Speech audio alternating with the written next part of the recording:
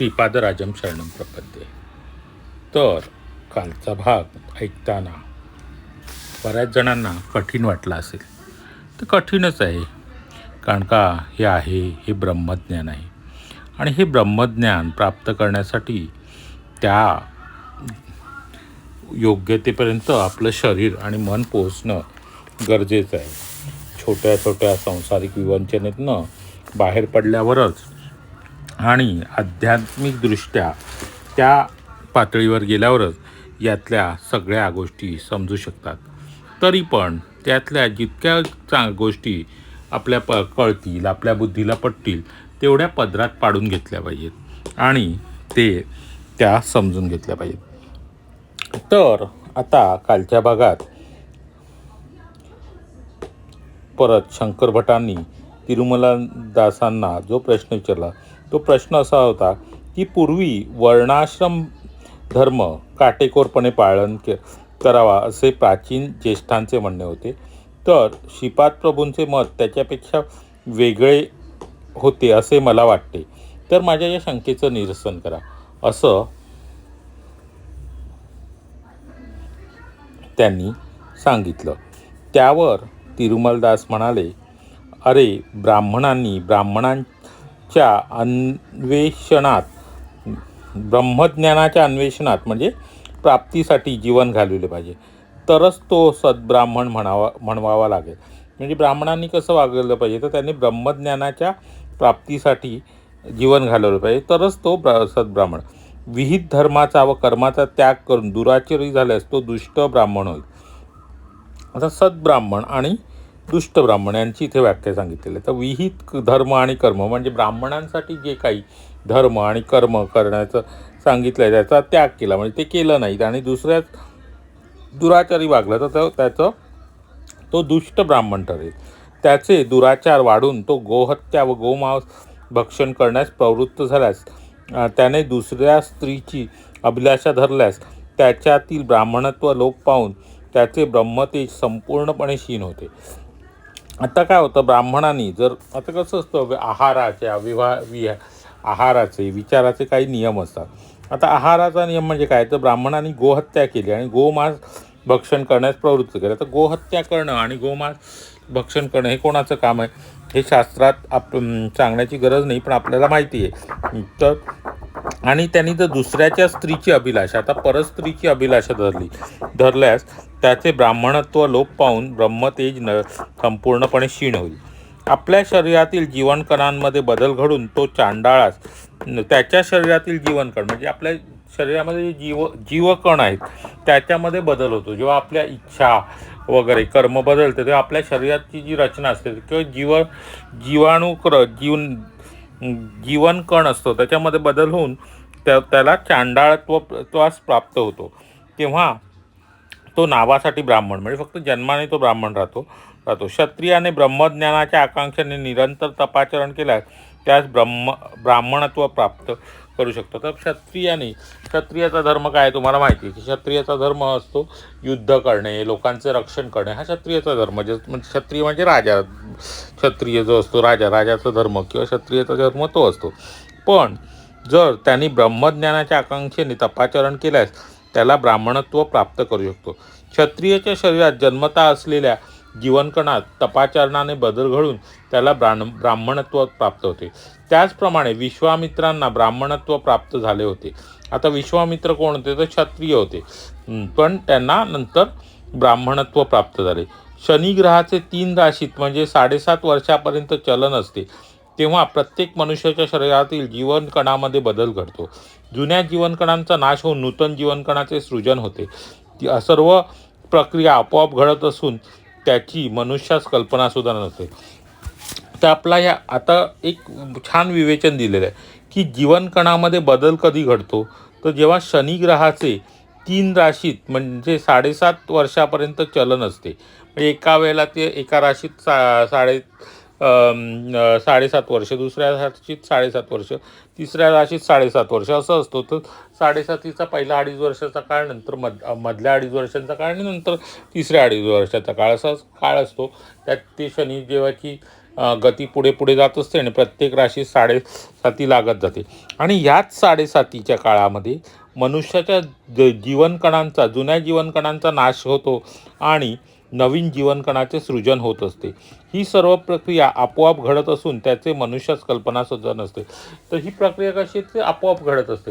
त्यामुळे 7.5चा जो काळ असतो तो खडतर काळ हा आपल्यासाठी खूप महत्त्वाचा असतो, ज्याच्यामध्ये काही जणांच्या जीवनकणामध्ये इतका चांगला बदल होतो, एक वैराग्य येतं किंवा त्यांना म्हणतात ना की असा ह्या काळामध्ये आपल्याला लोकांची ओळख पटायला लागते, सगळं पटायला लागतं आणि एक आपल्याला जीवनामध्ये एखादा बदल इतका चांगला असू शकतो किंवा त्याच्या विरुद्ध जर माणसाचं वागणं कधी कधी इतकं बदल होतो की माणूस अधोगतीला जातो. त्यामुळे 7.5 ही चांगली की वाईट, तर 7.5 ही चांगलीच असते.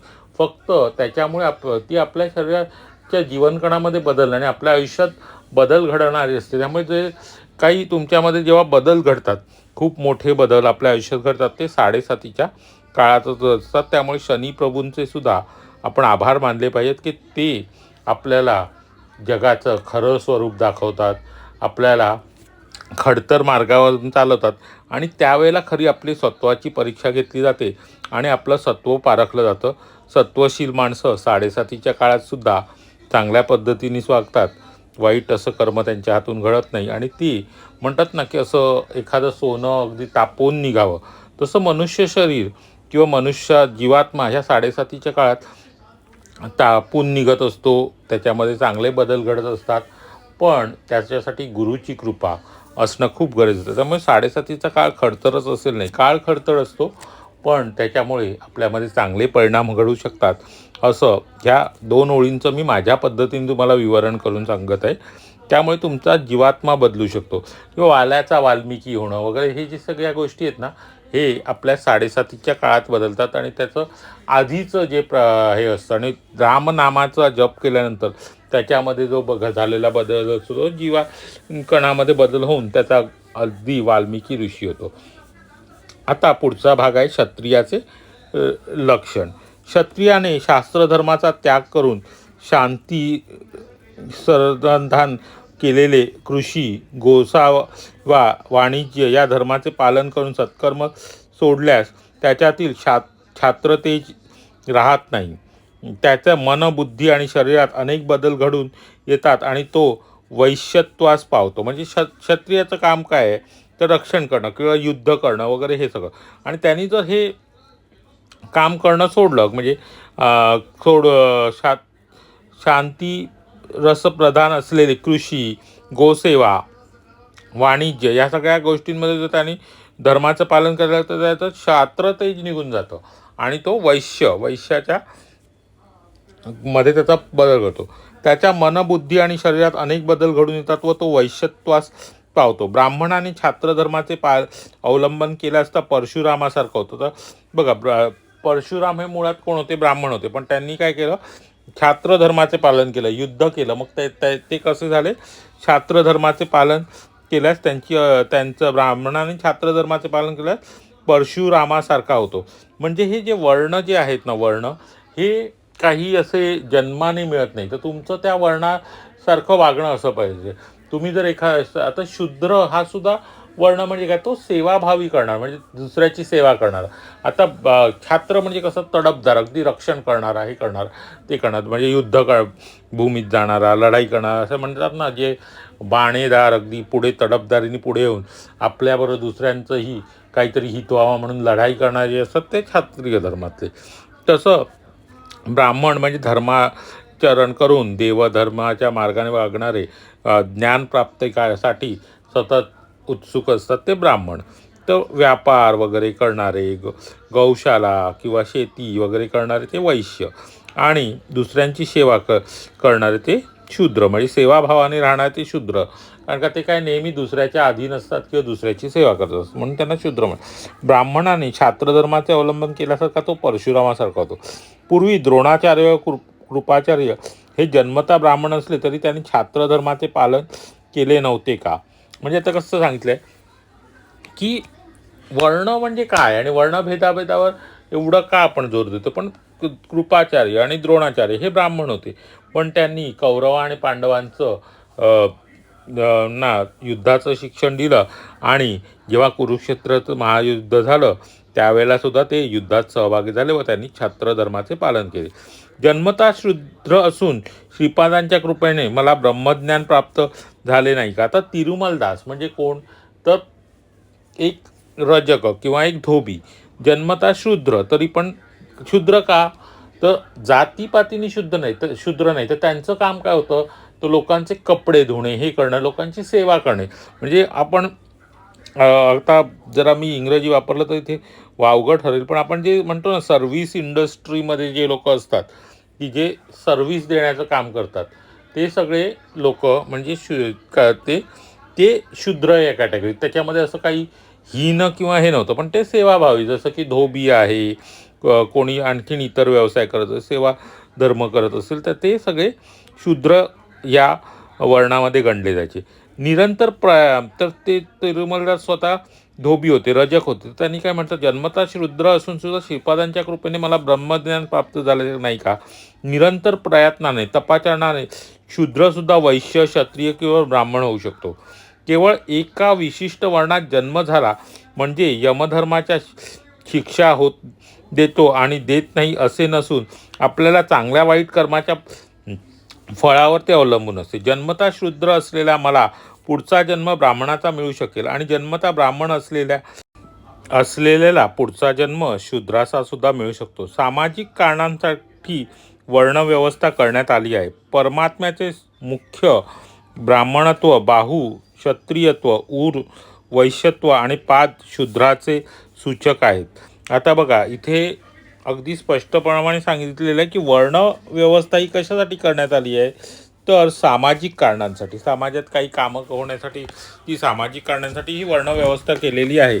आणि स्वतः परमेश्वराचे मुख हे काय, ब्राह्मणत्व आहे, बाहू क्षत्रियत्व आहे, ऊर वैश्यत्व आहे आणि पाद म्हणजे पाय शूद्रत्व दर्शवितात आहे असे श्रीपादांनी सांगितले. हे शंकर भटा, तू माझ्या घरी आतिथ्याचा स्वीकार करत आहेस. माझ्या घरचे भोजन हे ब्राह्मणाच्या घरचेच भोजन होय. म्हणजे त्यांनी काय सांगितलं, तू माझ्या घरी जाता भोजन घेतोयस, म्हणजे आपण म्हणतो की आमच्याकडे जेवू नये असं काही जे मनात बसलं, तर इथे स्वतः तिरुमलदास सांगतात माझ्या घरचं भोजन म्हणजे ब्राह्मणाच्या घरचंच भोजन आहे. का, आता तिरुमलदासांची कर्म, वागणं या सगळ्यांमुळे ते आत्ताच्या घडीला ब्राह्मणासारखे आहेत आणि त्यांचं कार्य हे ब्राह्मणासारखं आहे, ते ब्राह्मणातच प्राप्त गेलेले आहेत. त्यामुळे त्यांच्या घरचं भोजन हे ब्राह्मणाच्या घरच्या भोजनासारखेच आहे. खूप महत्त्वाचा भाग असं सांगितलेला गेलेला आहे इथे. वर्ण म्हणजे आपण म्हणतो ना, आता आपण जाती व्यवस्था किंवा वर्णव्यवस्था हल्ली आपण अगदी चिकटून बसतो की आम्ही अमका, मी तमका. पण जर तुम्ही क्षत्रिय असाल किंवा तुम्ही ब्राह्मण असाल पण तुमचं वर्तन शूद्रासारखं असेल, तर पुढचा जन्म तुम्हाला शूद्रासारखाच मिळणार आहे. कळलं, तर हे इथे सांगितलेलं आहे.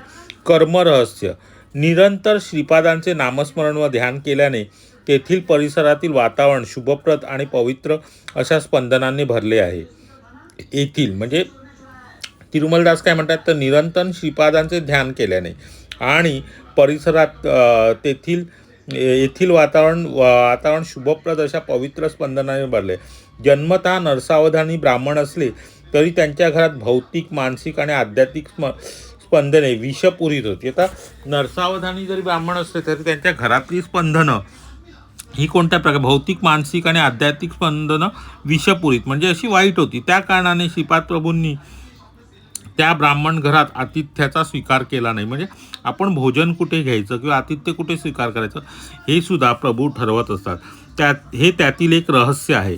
जीव परिणामक्रमाने आणि विपरिणामक्रमाने कर्मसूत्राच्या अनुसार जन्म घेण्यास वर्ण आवश्यक आहे.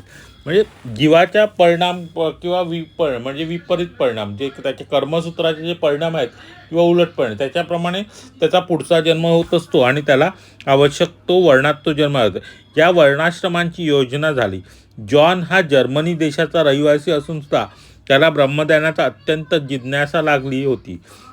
परिणामी क्रमाच्या शेवटच्या अवस्थेत त्याला कुरवपुरी श्रीपाद प्रभूंचे दर्शन झाले व तो परकीय असून सुद्धा अमोघ अशा अनुग्रहाची प्राप्ती झाली.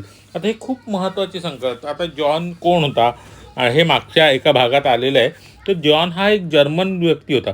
तो जर्मन असून सुद्धा त्याला काय ब्रह्मज्ञानाची जिज्ञासा लागली, गोडी लागली, ओढ लागली आणि त्याच्यामुळे तो कुरवपुरास आला व त्याला श्रीपाद श्री वल्लभांचे दर्शन झाले व त्यांच्याकडून अनुग्रह झाले. नरसावधानी हे पिठापूरमध्ये असून सुद्धा श्री दत्तात्रयांचे अवतार आहेत हे जाणण्यास त्यांना कित्येक वर्ष लागली व ते जाणल्यावर सुद्धा कठोर साधनेनंतरच त्यांना श्रीपादांच्या अनुग्रहास प्राप्त होणे शक्य झाले. म्हणजे आता बघा, म्हणजे किती फार महत्त्वाचं असं गोष्ट सांगते की नरसावधानी हे कोण होते, पिठापूरमध्येच राहणारे होते, तरी पण ते दत्तप्रभू आहेत श्रीपादची वल्लभ हे समजण्यासच त्यांना कितीतरी वर्ष लागली आणि ते समजल्यानंतर सुद्धा श्रीवल्लभांचा अनुग्रह होण्यास पुढे बराच वेळ लागला.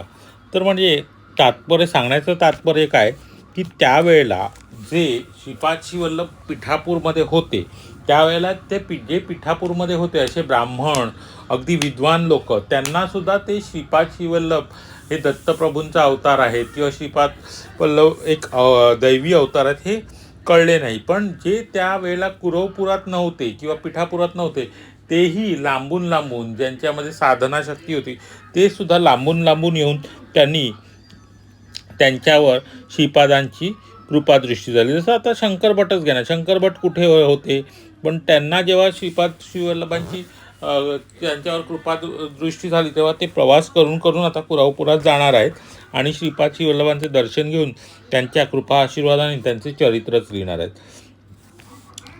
तर आणि ह्याचं एक साधं सोपं उदाहरण सांगतो. आता आपल्या ग्रुपवर सुद्धा जवळजवळ 300-350 लोकांनी जपासाठी पुष्प घेतलेली, पण आता ह्याच्यातले किती मोजून 100 किंवा 125 लोक ही कथा ऐकत असतील किंवा त्या प्रयत्न करत असतील. कारण का म्हणजे ही श्रीपादांचीच इच्छा आहे. तुम्ही त्यांच्या समकालीन आहात. आता मी कथा सांगतोय तुमच्यासाठी, तुम्ही जे आता आपणला ग्रुपवर समकालीन, पण ही अगदी कथा ऐकणं सगळ्यांना शक्य होईल असं नाही. प्रत्येकाकडे आपापली कारणं असतील की मला वेळच नाही, मी कसा बसा वेळ काढून जप करतोय.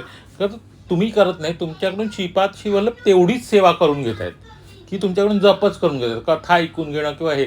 जर श्रीपादांची इच्छा आहे तरच ते होणार आहे. श्रीपादांची इच्छा नसेल तर भल्या मी म्हणणाऱ्यांना सुद्धा ते होणार नाही आहे.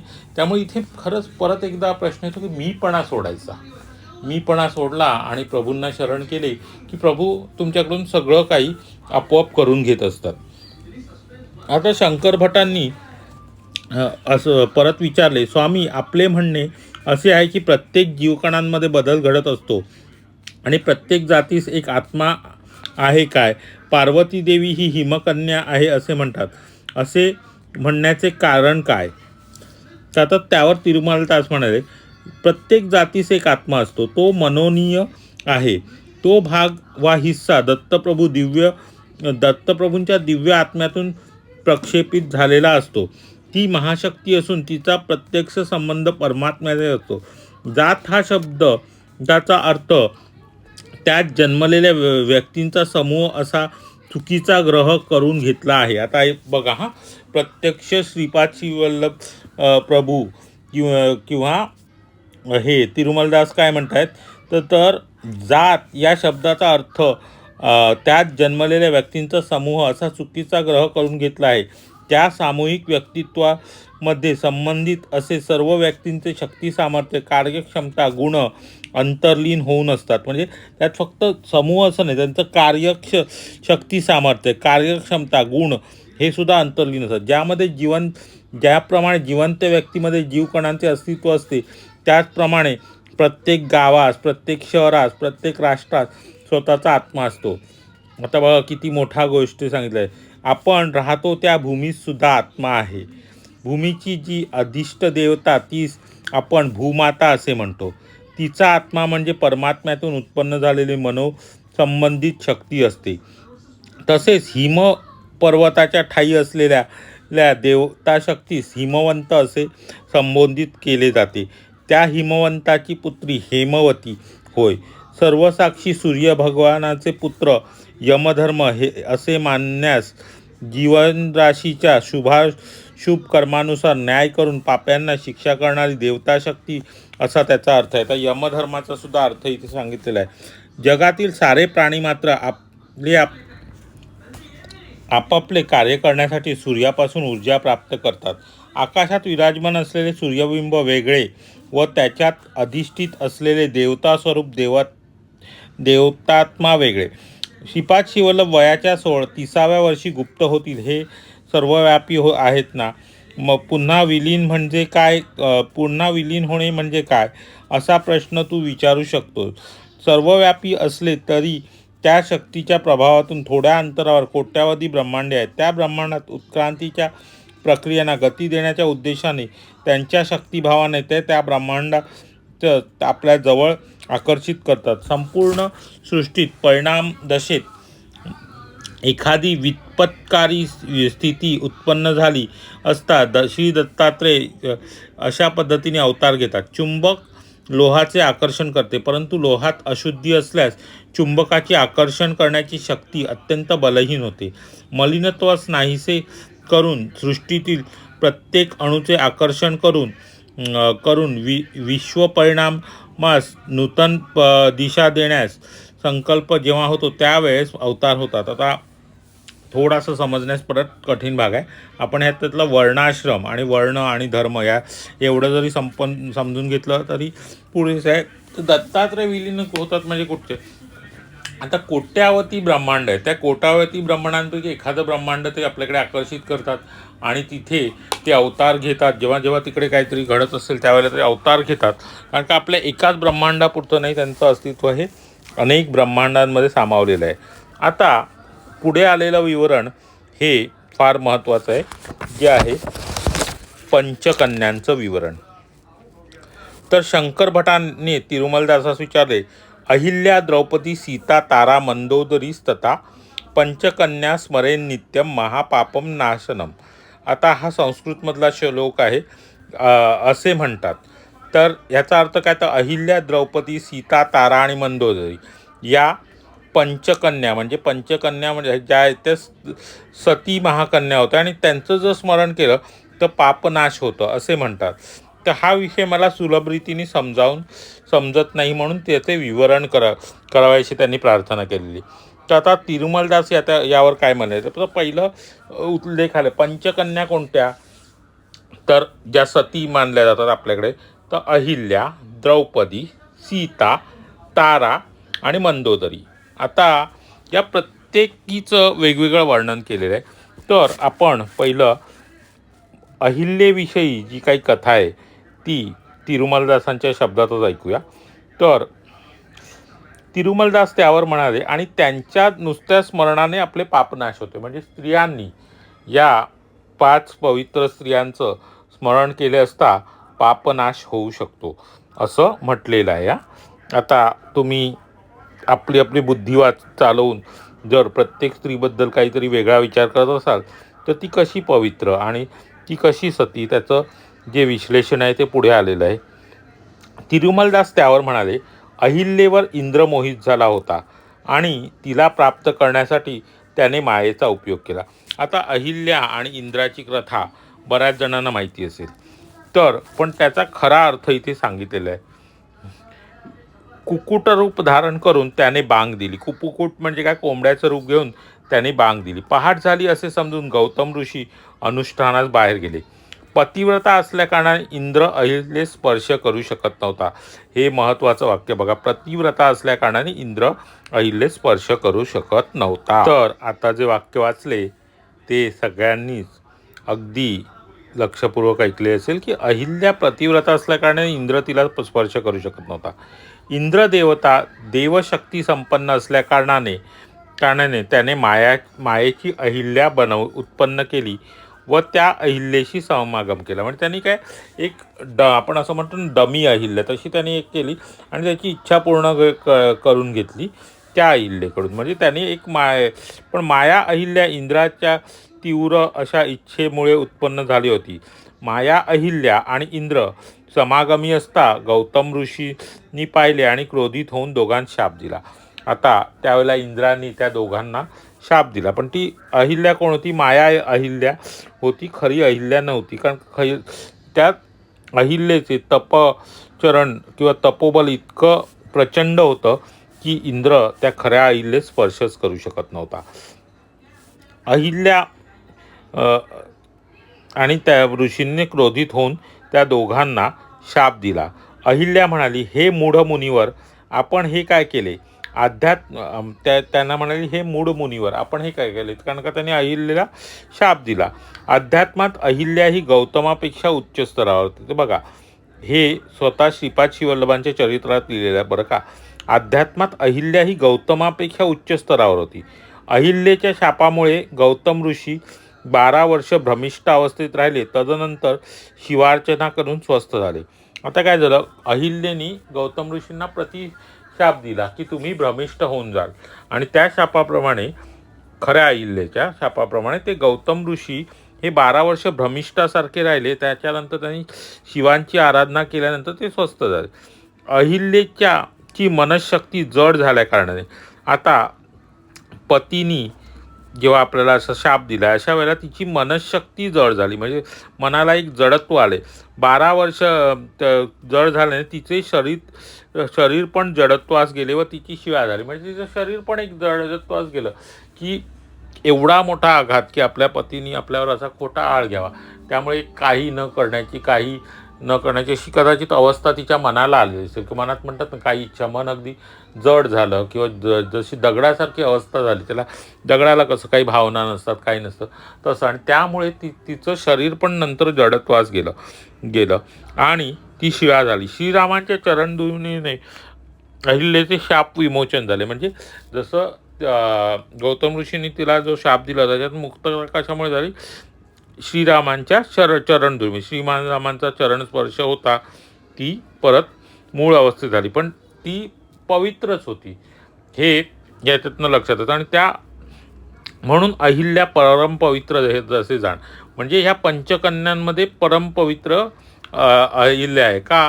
कारण का शंकर भटाच्या मनात नाही म्हटलं तरी शंका आलीच असेल ना, की जर इंद्राने अहिल्याचा बरोबर समागम केला किंवा भोग घेतला तर मग अहिल्या पवित्र कशी, आणि तिला पवित्र का? तर त्याचं बघा इथे कारण मीमांसा आलेली आहे, आणि अनेक ठिकाणी हे सगळ्या गोष्टी सांगितलेल्या आहेत. म्हणजे पुढे दुसरी गोष्ट, शापग्रस्त असलेला इंद्र पंचपांडव म्हणून जन्माला. तर आता जो इंद्राला ज्या इंद्राला शाप दिला तो काय म्हणून शापग्रस्त झालेला, गौतम ऋषींच्या शापग्रस्त झालेला इंद्र हा पंचपांडव म्हणून जन्मास आला.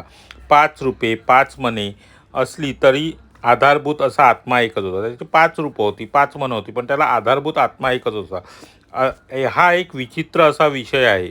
हा विषय कसा विचित्र आहे? शचीदेवाचा आविर्भाव यज्ञकुंडात. शचीदेवी म्हणजे कोण? इंद्राची पत्नी शचीदेवी. तर शचीदेवीचा आविर्भाव म्हणजे तिचं रूप हे यज्ञकुंडात द्रौपदीच्या रूपाने जन्म झाला. म्हणजे त्या शचीदेवीचा यज्ञकुंडातून द्रौपदीच्या रूपात. आता सगळ्यांना माहिती आहे द्रौपदी ही द्रुपदाची कन्या असली तरी यज्ञकुंडातनं जन्मलेली. ती यज्ञकुंडातनं जन्मलेली ती कोणतं? शचीदेवीचा आविर्भाव होता. आणि शची कोणाची पत्नी? इंद्राची. आता इंद्राने कोणाच्या रूपात जन्म घेतला? पांडवांचा जन्म. त्यामुळे द्रौपदीचा जन्म हा साधारण नाही, कळलं ना? आणि त्यामुळे ती द्रौपदी ही पतिव्रता. 5 पुरुषांबरोबर जरी तिने संसार केला तर ती पतिव्रता काय? तर ते 5 पांडव म्हणजे कोण? इंद्राचंच रूप होते, जे शापामुळे जन्माला नाही, आणि शचीदेवीने द्रौपदीचा जन्म घेतला. आणि हे सुद्धा अगदी सोपा जन्म नव्हता, सर्वसाधारण जन्म नाही. आता नंतर तिसरी जी पतिव्रता आहे सीता, तिच्याबद्दल काय म्हटलं आहे? सीता ही सीतेला अग्निदेवाने आपल्या गर्भात लपविले आणि मायेच्या सीतेस रावणाने लंकेस नेले.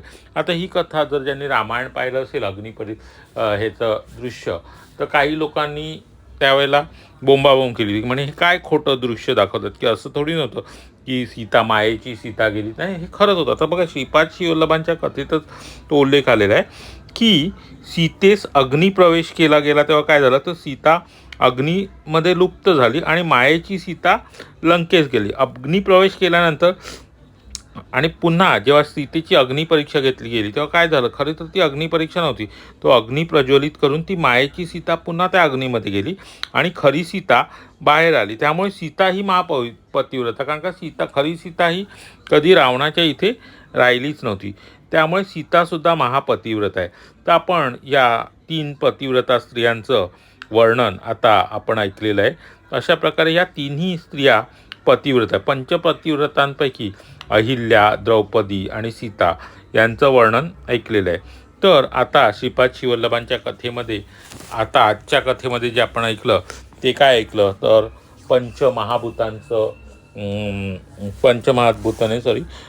आपल्या वर्णाप्रमाणे आपल्या आचरणाप्रमाणे आपला वर्ण कसा ठरतो. एका वेळेला ब्राह्मण कुळात जन्मलेला माणूस पुढच्या जन्मी शूद्र कुळात आणि त्याचा विश्लेषण जन्म घेऊ शकतो. त्यामुळे आपला जन्म हा आपल्या कर्मानुसार ठरत असतो की आपण पुढचा जन्म कोणता घेणार आहोत आणि आपल्या कर्मानुसारच आपला वर्णसुद्धा ठरत असतो. पुढे शंकर भटांनी त्यांना तिरुमलदासांना पंचकन्यांचे विषयी माहिती विचारली. म्हणजे पंचकन्या कोणतं? अहिल्या, द्रौपदी, सीता, तारा आणि मंदोदरी. या पंचकन्यांचे जर स्मरण केले तर आपले पाप नाश होतो. आणि त्यातल्या पहिल्या 3 कन्यांच्या विषयीची जी माहिती किंवा त्या पवित्र का किंवा सती का 5 पंचसती जो आपण म्हणतो त्यांना सतीत्वाचा दर्जा का दिला गेलाय त्याची गोष्ट सांगितली.